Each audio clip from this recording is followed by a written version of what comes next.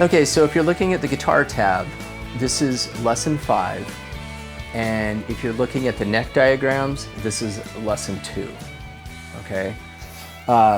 So now in lesson 5, we're going to put the 3 shapes that we've learned so far, we're going to put them together. Okay, so we want to identify our root note. So we have A,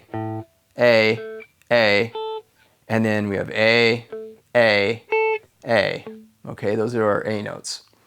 And then we had pattern 1 at the 5th fret, pattern 2 at the 8th fret, pattern 3 at the 10th fret.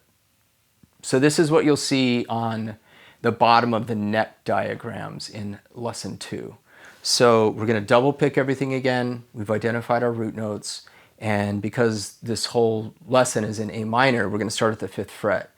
But then we're going to go back, we're going to play them again, but we're going to start lower and put all 3 patterns together and get those under our fingers. So here we go. Starting at the 5th fret, I'm going to play pattern 1, pattern 2, pattern 3, pattern 2, pattern 1, and then we would move up a fret. So we want to cycle through the scales. You want to see them ascending and descending. A lot of times when I'm working with people, they know the scales going up, but they don't practice them going down. And that's, you know, a lot of solos will start high and work your way down. You don't always want to start in the same place and work up. And you also want to be able to start a solo anywhere in the neck. This is why I try to, you know, get people to see early on that this is A minor pentatonic spread across the neck. So we don't get trapped in just, oh, I'm going to jam in A minor, I better go to that first pattern. That's the first pattern we learn, so we always default to it, right? And we know that A is on the 5th string. So if like, oh man, I have to jam in A, we just go looking for that.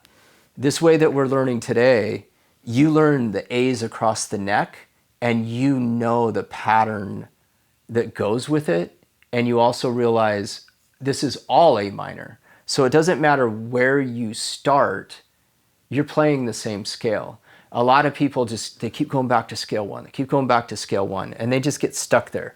This way you're learning the entire neck and you're thinking about it differently. So in terms of just a raw picking exercise, let's go to lesson 5, and we're going to put the 3 scales together, okay? And it'll look like this.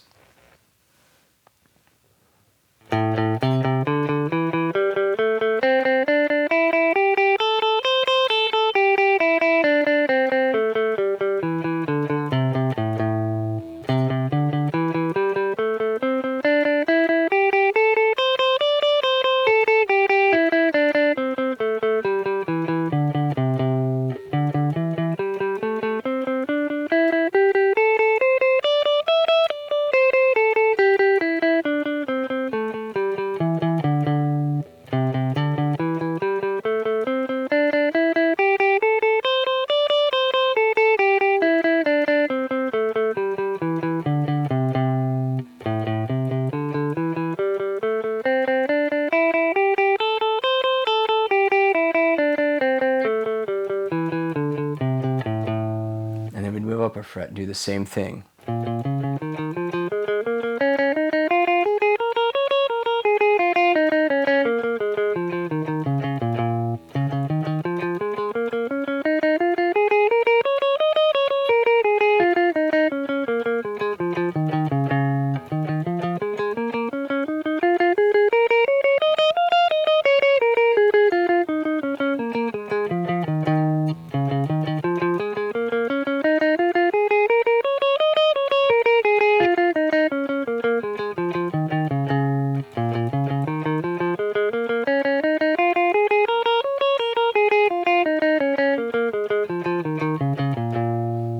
So we're completing the cycle each time. Pattern 1, 2, 3, 2, 1, move up a fret. 1, 2, 3, 2, 1, move up a fret.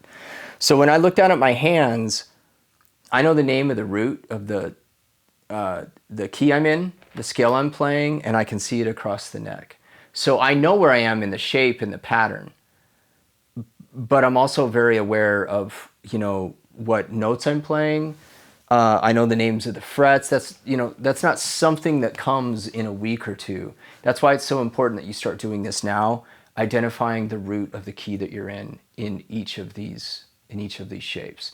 So now for the next week or two, I would start start first scale down here. You could even use the open E. So first, second, third, second, first, move up. First, second, third, second, first, move up. And it's just relentless repetition. You're starting to transition between the scales. You're working out the fingerings. Your third and your fourth finger are going to start getting stronger. If you're a pinky player, I'm a pinky player. A lot of people just use like 1 and 3. So like in that scale we just did, I do this 1-4. A lot of people do 1-3 and then 1-3. It's totally fine. So you would want to practice with your metronome, keeping your lesson log, 1, 2, 3, 2, 1, move up, 1, 2, 3, 2, 1. And then, say you come across a song that's in the key of G. Where do you go to play? Well, you could default to that first scale, but you've also learned that that's a G and your second scale is right there. And this is a G and your third scale is right here. So you want to start trying to see these equally and mapping out those G's and then seeing the underlying pattern that goes with it instead of always just jumping back to that first scale. So we're doing these in order just so that you learn the sequence and it's not so overwhelming of just trying to learn the whole neck at once. So I would spend a chunk of time doing that. And then the next one that we'll look at would be the next pattern. So let's jump into that lesson next.